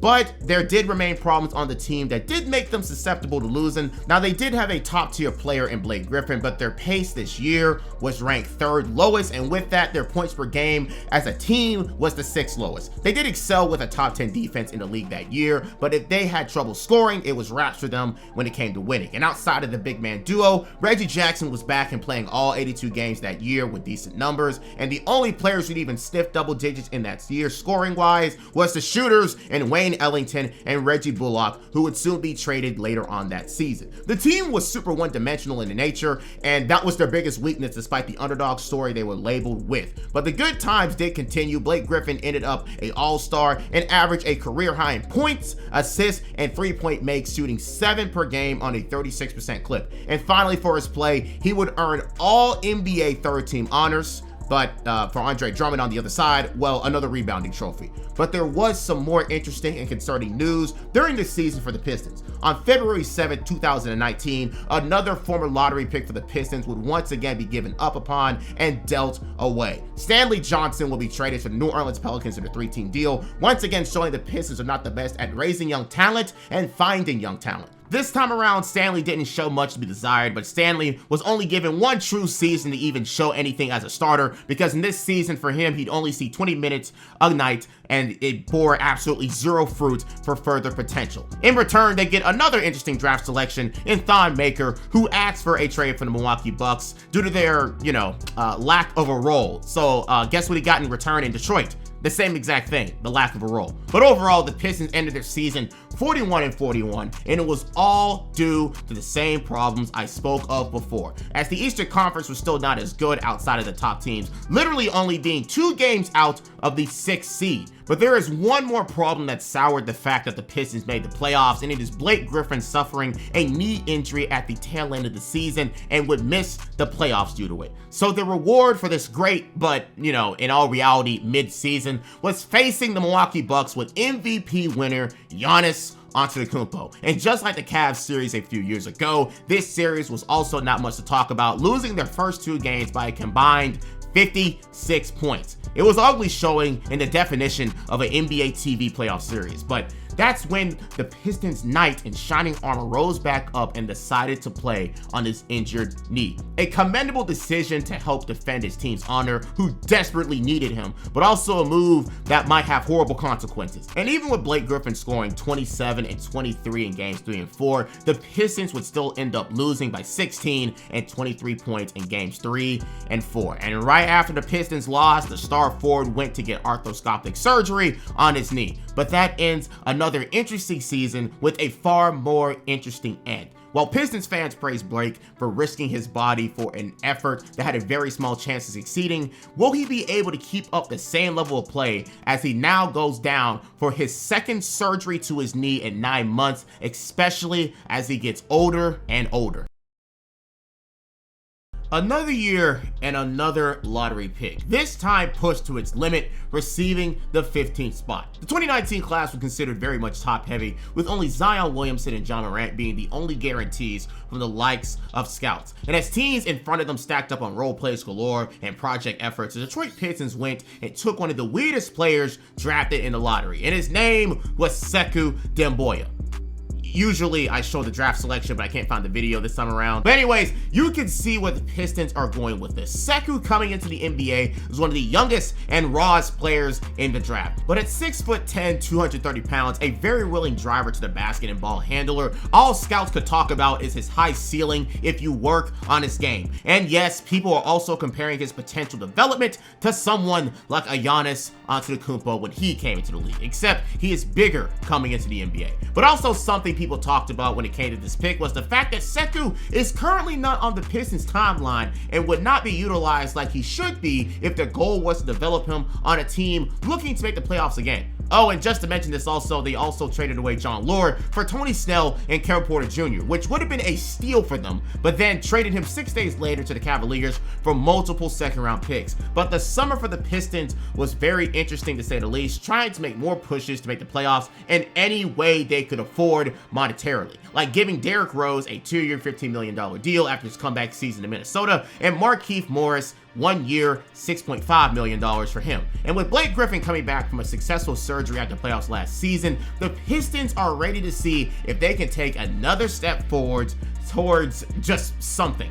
But this is where Blake's participation in the playoffs last season would come back and bite him hard. as he would go on and already miss the first 10 games of the season trying to get fully back into form, but then he'd only play 18 games that season due to another knee issue that needed another knee injury. And those 18 games just show how bad that decision came to be to play in the playoffs last year, making his knee complications even worse. 15 points per game on 35% from the field and 24% from three. All career lows. But obviously, this is a very, very much unhealthy version of Blake that we are seeing, so it's not really to be taken seriously, but the real thing to take seriously is the fact that he played last year, got that surgery, and came back even worse. But this also shows the error of the trade made and the reason the Clippers would go on and trade him in the first place. And now the Pistons are going to be dealing with that error for a long and expensive time. But with that served the final straw. No more struggling to make a competent team just to get swept in the first round of the playoffs. The Pistons saw the Blake Griffin injury as a sign to break it all down and start all over again. And it started at the trade deadline.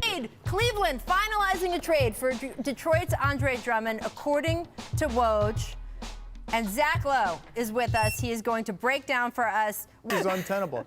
Look, Andre Drummond had no trade value at all. The Pistons knew that. They realized it about 3 days ago. They were willing to trade him for second-round picks, and that's all they got. Cleveland was one of the teams that I was watching. Charlotte was the other one. And, we'll see what happens now with his player option in the offseason. He has the same agent as Kevin Love, which is kind of an interesting little plot twist. But, look, Cleveland needs a center. He's only 25 or 26 years old. He's not that far from the timeline of Sexton and Garland. Like, it's not a crazy trade to get him for nothing. I mean, almost literally nothing. Right. And do you think that they are interested in re-signing him if he opts out of that deal? I think so. In a surprising turn of events, but also not surprising to some people, Andre Drummond is being traded away so Detroit Pistons can go about a rebuild. But the crazy part about the trade is in the details. When he was traded for only Brandon Knight, John Henson, and count them, 2 second-round picks, absolutely pennies on the dollar for a 2-time All-Star and a former All-NBA player who is still in his mid-20s. But as Zach Lowe said, the value around the league for Andre Drummond is as low as it can be. And Drummond is on an expiring deal, with him wanting another near-max deal, which no one is biting on. So Detroit basically just wanted to dump him off to anyone willing to take him, and that's what came of it. But only 12 days later, his partner in crime for a few seasons, Reggie Jackson, would be waived as he didn't fit the timeline the Pistons were officially on, which almost led to him retiring from basketball as a whole. At the same time, his injury history would come back to bite him, also only playing 14 games before getting waived and shut down. From what was supposed to be another year trying to contend for another playoff run, but was quickly sent south, now it is time for a rebuild. But with this roster they currently have now, all they can do now is lose and try to find someone who can become a part of a new era of Detroit Pistons basketball. Well, off the bat, their pick from last year, Luke Kennard, went down with knee issues of his own, so that's out. Second Dumboya was in and out of the G League, so he's out. But there is one shining player who was showing something to be excited about, and to think he came up from a picked-up waiver. On July 17th, 2019, the Pistons picked up the waivers on former Pelicans forward Christian Wood, a longtime G League and NBA journeyman. But with that opportunity, he see his first look at being an NBA player and showed out. In 21 minutes a game, he'd average 13 points per game on 56% from the field and 38% from three, showing his three-level scoring ability as a big man. There's also the second-round pick in Bruce Brown, who got the opportunity to start most of the season and showed a lot of versatility as a guard, averaging 9 points,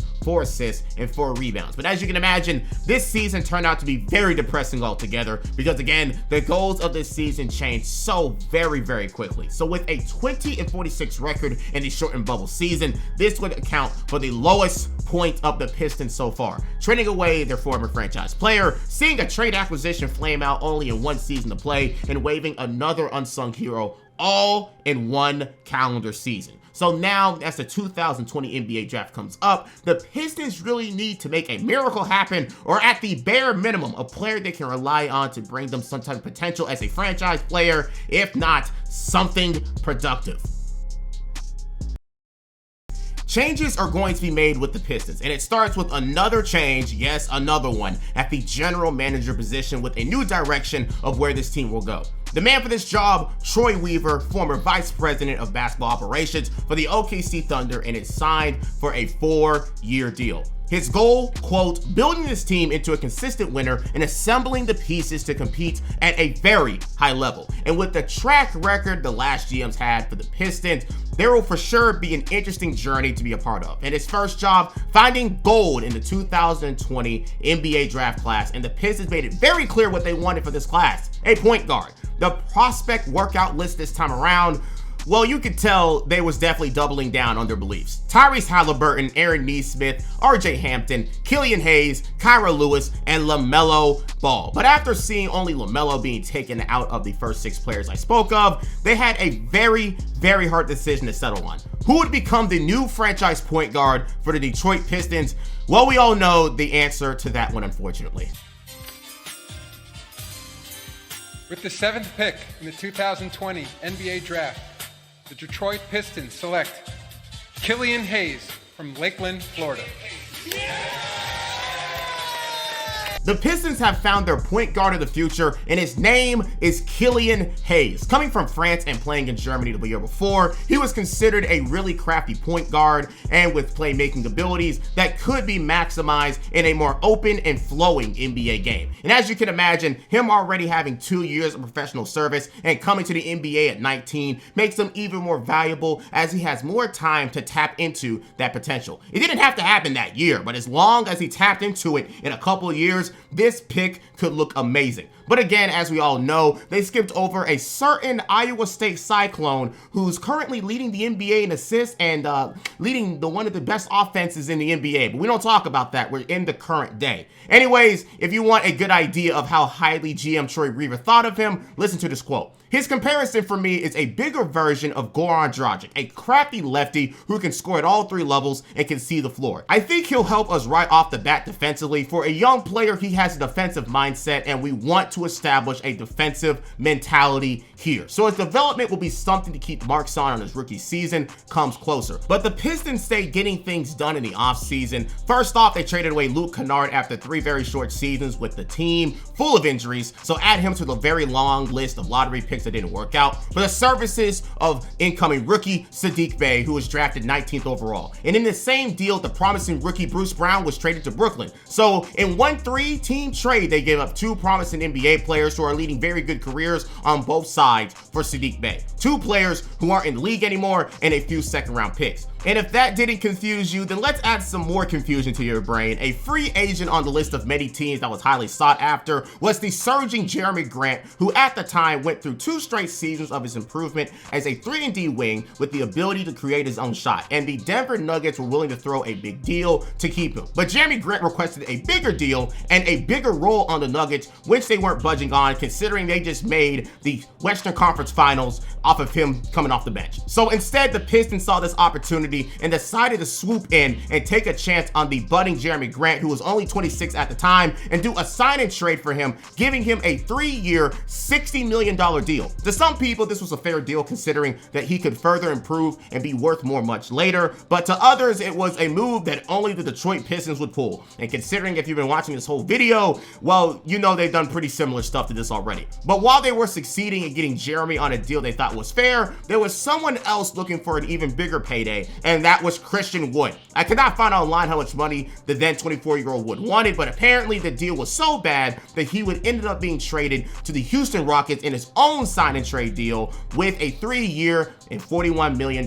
deal. But why did they want to take the risk with Jeremy Grant but not Christian Wood? I don't know. But as you've seen already, the Pistons already traded 3 players who have shown a lot of promise just the year before. But alongside this deal, they did get the 16th pick of the 2020 class, Isaiah Stewart. So the Pistons are at least stacking on draft picks in the recent draft class to see what could potentially work in the future. But to continue the free money giveaway the Pistons were going on, they go on and continue signing a mix of unproven talent to give them a final chance and proven and safe players to help out. These people included Jahlil Okafor, 2 years, $4 million, Josh Jackson, 2 year, $9 million, and Mason Plumlee, 3 years, $24 million to round out the roster. So in one summer, you can argue the Pistons went about totally transforming their team into a completely different roster. If you ask me, their goal was to completely tank as hard as they could with no clear leader and barely any chances for anyone to blow up like their success stories in Christian Wood and Bruce Brown, trading them away. Now, their team has to be led by a completely unproven Jeremy Grant and their 7th pick of the draft, Killian Hayes, but as the season comes around, their day one lineup becomes Killian Hayes, DeLon Wright, Jeremy Grant, Blake Griffin, and Mason Plumlee. Again, you can imagine that this team was once again made to lose as many games as possible, but the fire sale continued even throughout the season. As the Pistons started off their season 5-18, they continued to get rid of their old crew, and it started with Derrick Rose, who was originally here to make a playoff push the year before, but now doesn't fit the timeline. So he was traded for another failed lottery pick in Dennis Smith Jr. and 2 second-round picks and got sent to New York. And a month later, the final piece of the team from last season, Blake Griffin, will be bought out from the rest of his mega deal from the Clippers so he can be free and find a contender to continue the rest of his career with. Now, the Pistons are completely free of the remnants of the past from their second attempt of making a playoff team. For their efforts, a 20-52 season and being the worst team in the Eastern Conference. The plan that they set worked wonders, but were there any discoveries about the project players they picked up or their star jewel in Killian Hayes? Well, let's review. The Jeremy Grant sign and trade from the summer yielded pretty decent results, seeing him just basically become a higher volume version of himself in Denver. So if the Pistons ever think about trading him away, his value will be at an all-time high for the next couple of years. Saddiq Bey, the player they traded for in the summer, shows himself to be a very capable shooter in the league, shooting at a 38% clip from 3 as a rookie. Sekou Doumbouya's second season in the league was filled with more question marks around him from the franchise and from fans alike, seeing how his playing time got cut even further on a team who you'd think would let him play a whole lot more. But even with that time, didn't show anything to be desired. And for their rookie in Killian Hayes, well, he was injured before the halfway point of the season, only playing 28 games in his rookie season due to an injured right hip. So while his numbers didn't show anything, and I mean literally anything, being statistically one of the worst players in the NBA, he got a soft excuse for being a rookie on a very dysfunctional team and barely playing any games that year. But the 2021 NBA draft class has some real star power, and with the Pistons record being able to jump over the Rockets with the first pick of the draft, the first time since 1970, well, once again, the person they pick up this time around will dictate who will be the golden child of the city of Detroit, Michigan. The 2021 NBA draft class is highlighted by 3 people who are considered #1 worthy: Cade Cunningham, Jalen Green, and Evan Mobley, each with their own strengths, weaknesses, and potential. Cade Cunningham is a 6'6" point guard with an all-around game known to bully anyone smaller than him, but was too crafty for players his size or bigger. A living mismatch at the point guard position with playmaking to boot. Jalen Green, the first headliner from the G League Ignite program, is a top-tier scorer with athleticism second to none. But obviously his all-around game would need some work, and that'd be your main project with him. And lastly, Evan Mobley, the defensive monster known to take over games with his defense alone, but with his frame and length can be worked upon, becoming an outstanding offensive prospect. But that, again, will take more time in the right system. All 3 could be utilized in their own ways, but as we all know, the Pistons chose the person everyone expected them to take. With the first pick in the 2021 NBA draft, the Detroit Pistons select Cade Cunningham from Oklahoma State University.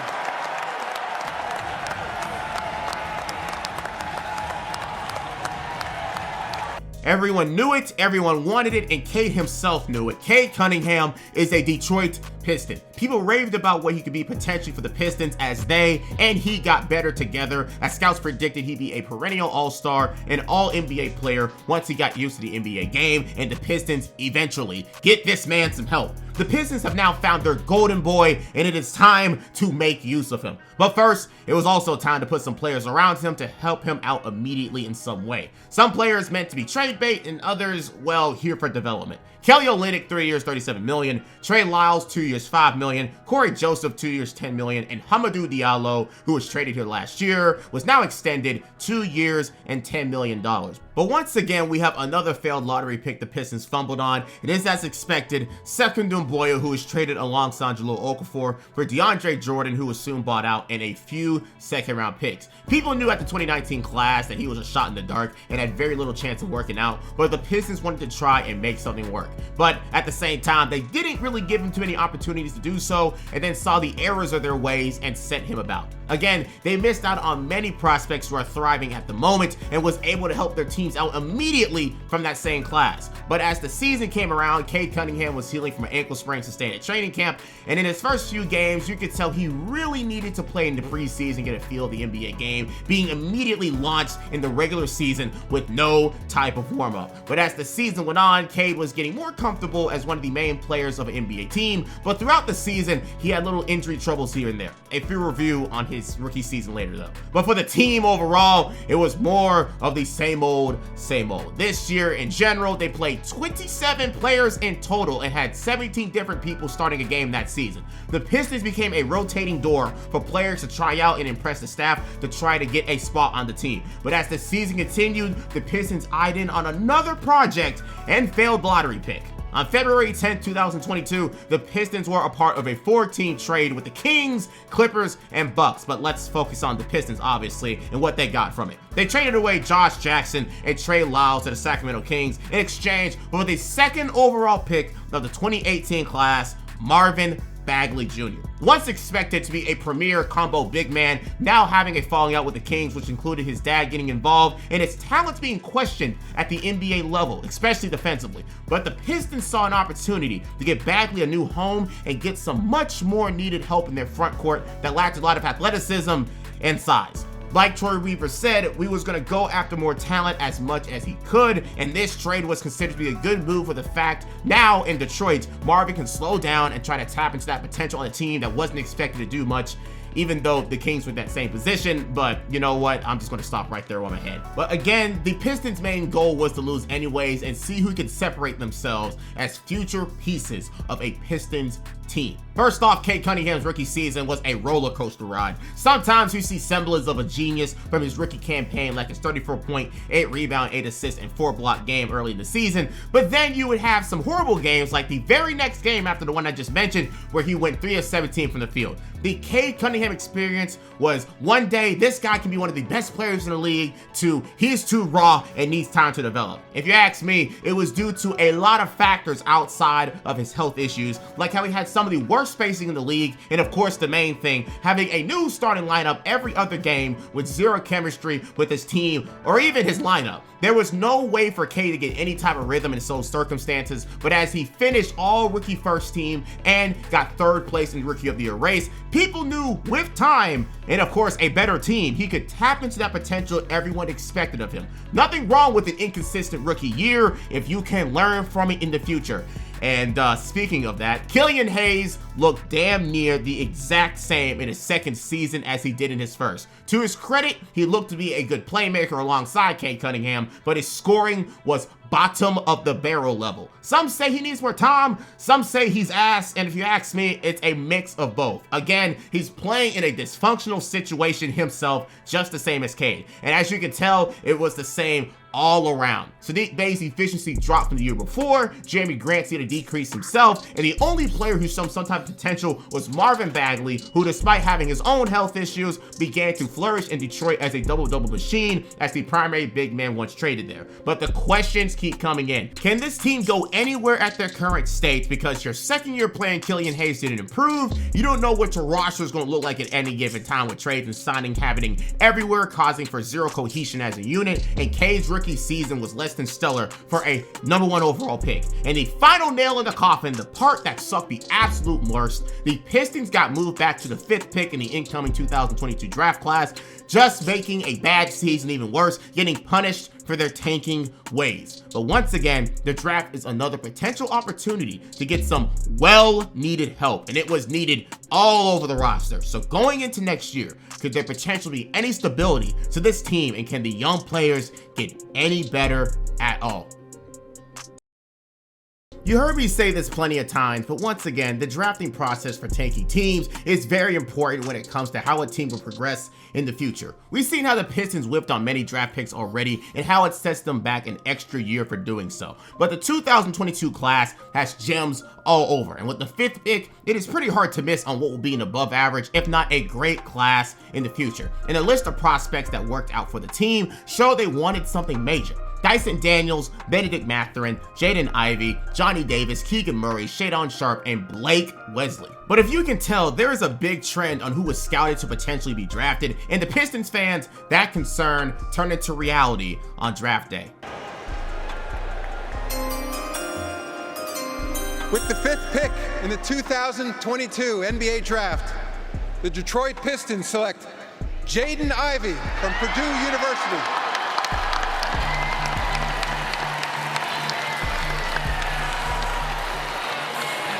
Yep, the fears of Pistons fans everywhere came true. The Pistons, for the 3rd year in a row, drafted a guard, which means that a certain French point guard might be on the way out, which also means the Pistons may have admitted defeat and whiffed on another draft selection, adding to that very long list I spoke of before. And his potential replacement, Jaden Ivey from Purdue, the fast, electric, and athletic 6'5" combo guard who showed a lot in college, who's able to will plays into existence just from his athleticism alone.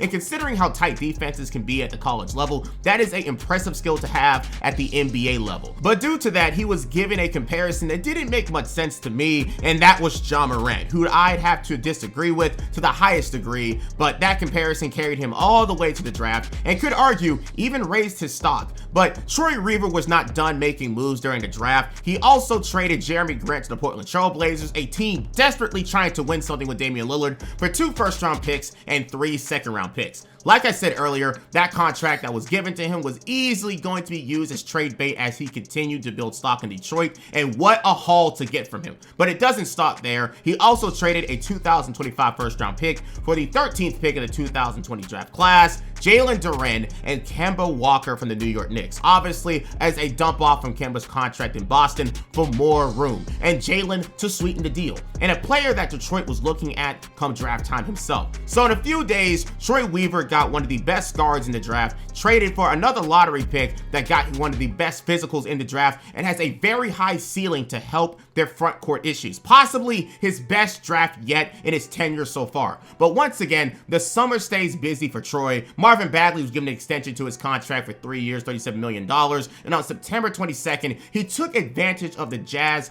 doing a fire sale, tearing down the Donovan Mitchell and Rudy Gobert tandem, and receiving Bojan Bogdanovic for only the price of Saban Lee and Kelly Olynyk. Once again, showing that Troy Weaver was serious about getting more pieces to this team, and what better than a proven and consistent veteran that can serve as Cade's first true consistent scoring option. And at the right time, if it serves them right, trading him for more draft capital or another promising player. And I must also add that Kemba Walker did get waived only a few weeks later before the start of the season via buyout. But to start the season, once again, people expected the Pistons to be on the bottom, but to show more promise as a team with an off-season together and further improvements by their young core. And as the Pistons rolled into this season with a starting lineup of Cade Cunningham, Jaden Ivey starting as a rookie, Bojan Bogdanovic, Sadiq Bey, and Isaiah Stewart, you can say that for once the Pistons have a solid vision of what they wanted their team to look like. Obviously, with a few more alterations from contention, whether it is a star player or a few more draft picks.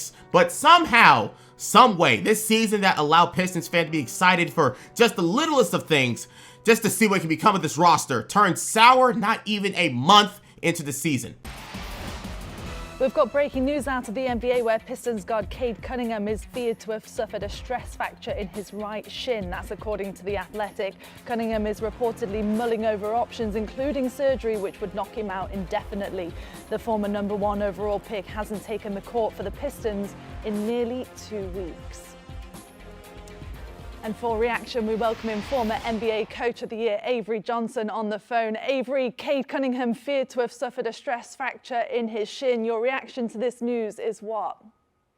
Well, this is really devastating news for the Detroit Pistons, especially, during a season when, they're already 3-14. They got the worst point differential of any team in the NBA. This is just a team that's fallen on bad luck. They haven't really been able to get going during Cade's tenure here with the Detroit Pistons. They got a lot of young players looking to take that next step forward. So this is going to be a significant setback for this organization, especially if Cade's going to be out for an indefinite period of time, and especially if he's out for the rest of the season. 12 games. It only took 12 games into the season for the Detroit Pistons to basically end it as soon as it started, due to Cade Cunningham injuring his shin. And it was originally reported that he was going to go through rehab and come back later in the season, but instead he got surgery and got shut down for the entire year. The team was already starting off on a terrible note, going 3-12, so him coming back wouldn't help much. So the team was back fending for themselves with absolutely no leadership on the court, and the young players trying to figure it out for another year. But throughout the halfway point of the season, the Pistons once again had something to be excited about, if not just a little bit. We have some breaking news here on NBA Today. James Wiseman is headed to the Pistons. That's according to our Adrian Wojnarowski for Saddiq Bey. Wiseman was the number 2 pick for the Warriors. And now we welcome in our Warriors reporter, Kendra Andrews, for a little bit more on this trade. Kendra, I'm curious, how did the Warriors decide that this was the deal they wanted to do and now was the time? Well, Malika, I mean, as everyone's seen this season, right, James Wiseman has fallen out of the rotation. He's really been in and out of the lineup since he arrived in Golden State with various injuries. And the Warriors just weren't comfortable putting him out there with the way that their season has been going right now. They need someone who they feel can play right away, can contribute right away. And there has not been that amount of trust with James Wiseman this season. We've seen him go down to the G League, come back up. I was told earlier in the season there was some back and forth within the Warriors organization of, well, why should he be playing in the G League? He needs to be playing up here with us. What is going to get him the best reps? And so at this trade deadline, with the Warriors still just hovering right above 500, Stephen Curry out indefinitely, the Warriors, if they could make a move now that they thought would help them, they were going to do it. You heard that right. Troy Weaver once again is always on the prowl looking for players, situations, and seeing a way to take advantage. This time in the number 2 pick of the 2020 NBA class, James Wiseman, who is having his own issues within the Warriors organization. So Troy is taking a chance on Wiseman, who is thought to have sky-high potential as a big man in the modern NBA, and seeing if he can be maximized and given a chance in Detroit instead. And according to Troy Weaver, his main goal was to tap into Wiseman's potential, saying, quote, "With your talent, if you don't use it, you lose it. We need him to get out there so he can get back to using his talents and be confident in who he is as a player." But now, unfortunately, as some of you may notice, the Pistons have a real job to handle now, having a big man room of Isaiah Stewart, who's playing the 4, Jalen Duren, Marvin Bagley, and now James Wiseman. In this case, it's best to assume someone is going to get forgotten about sooner or later, but in this trade, they traded away Saddiq Bey, who is a really solid 3-and-D presence, but I guess Troy saw a lot more in James being here and tapping into his potential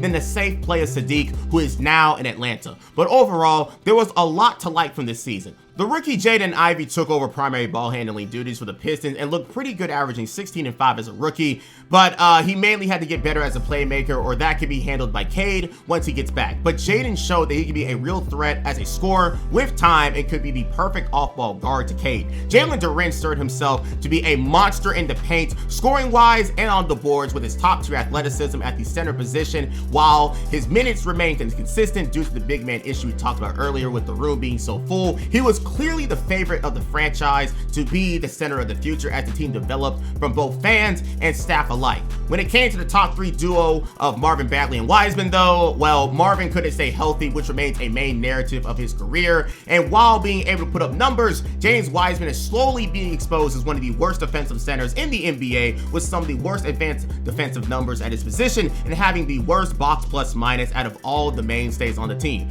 Bojan, who was expected to be an offensive machine he usually absolutely was, continued to do that, putting up a near 50-40-90 split season in his first season there, and survived the trade deadline as people speculated that he would be traded. And finally, the Killian Hayes experience gets even worse as he continues to not being able to be a consistent offensive presence for the Pistons. Again, he is showing that he's a fine playmaker, but when it comes to putting the ball in the basket, again, one of the worst in the league. Overall, this team was more of a mess than last year, and without Cade for the entire season, we now see the Pistons at their lowest point yet after 14 years, ending this season 17-65. Their worst record in franchise history and the worst in the league. This Pistons team continuously finds ways to get worse and worse, but at least we can understand where this came from. The injury to Cade in the second season and the lack of any real talent on this team. Going forward, the Pistons are on red alert. Cade can't stay healthy, Killian won't improve, and it seems Troy Weaver is forever seeking some type of potential and is willing to do any type of move to make it happen. We've already seen him move talent that was already good for unproven talent that could potentially be better. But out of all of the moves he's made so far that fit that category, nothing has worked. But you can consider that to be the worst aspect of him as a GM. Finally, for the 8th time, another coaching change for the Pistons. The longest tenured coach in this timeline, Dwayne Casey, now resigns for the team, leaving another vacant spot for that position. And guess what? Another culture shift waiting to happen, which will cause even more problems for a young, impressionable, and very much inconsistent team. And to add a very much messed up cherry on top, the Pistons had the #1 odds in the Victor Wembanyama sweepstakes and then get shafted, going for the #1 pick to the 5th pick. They say in life that when you're at rock bottom, there is only up to climb, but I can argue that it can somehow get worse for the Detroit Pistons, whiffing on lottery pick after lottery pick, trading away good players for project pieces, and now about to go under another coaching change, which will only bring more problems to a young team with no identity to speak of. And now, the current day. The Pistons are looking even worse than last year, and absolutely no one saw it coming. Even I thought that Cade would come back stronger after the injury and somehow lead this team to at least a play-in spot. Drafting Asher Thompson has been a plus so far due to his exceptional athleticism and defense, being one of the best steal and block creators in the league, but his offense still needs some more work that isn't doing something near the rim. Second, the new coach of the Pistons ended up being Monty Williams, who interestingly enough was considering taking a year off in coaching after being fired by the Suns. But his goal is the same as the others, which is bringing discipline to this team and create growth from the roster. But what he has done so far is caused even more confusion for the team, having Jaden Ivey off the bench for Killian Hayes, despite Ivey having the better showing in 1 year than Ivey has had in 3. And guess what? Hayes is still disappointing. Jalen Duren so far has looked great, averaging a double-double on 63% shooting and looking to be a great big man in today's league. When I tell you that him and Asher Thompson are about the only positives so far this season,